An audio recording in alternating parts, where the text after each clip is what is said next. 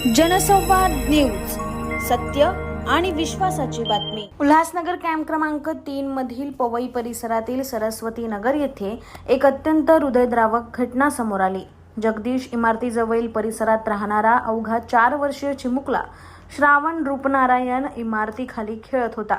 त्याचवेळी अचानक 4थ्या मजल्यावरून एक जड लादी थेट त्याच्या डोक्यावर कोसळली। या भीषण अपघातात चिमुकला गंभीर जखमी झाला असून त्याच्या डोक्याला गंभीर दुखापत झाली।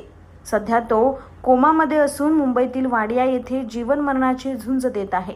या दुर्दैवी घटनेमुळे चिमुकल्याची आजी रत्नाबाई गणेश रूपनारायण आणि संपूर्ण कुटुंब हादरून गेले। काही महिन्यांपूर्वीच मुलाच्या वडिलांचे निधन झाले होते आणि कुटुंब त्या धक्क्यातून सावरत असतानाच हा आणखी एक मोठा आघात त्यांच्यावर कोसळला आहे।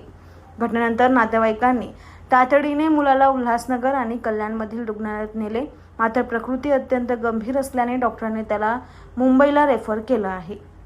माझं नाव रत्नाबाई आहे, मालकाचं नाव गणेश आहे।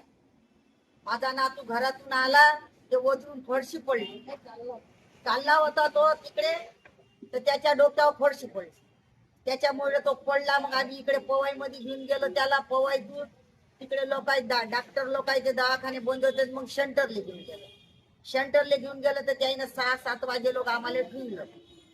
त्याच्या बाद म्हणत नाही याला मुंबईला केमला ऍडमिट करा म्हणून ऍडमिट केल्याच्या बाद मग आम्ही गेलो तिकडे कल्याणले घेऊन गेल्याच्या बाद मग आम्हाला धाडलं त्या वाड्या दवाखान्यात। आता आमची मदत कोण करा साहेब, आम्हाला हे सांगा बापा।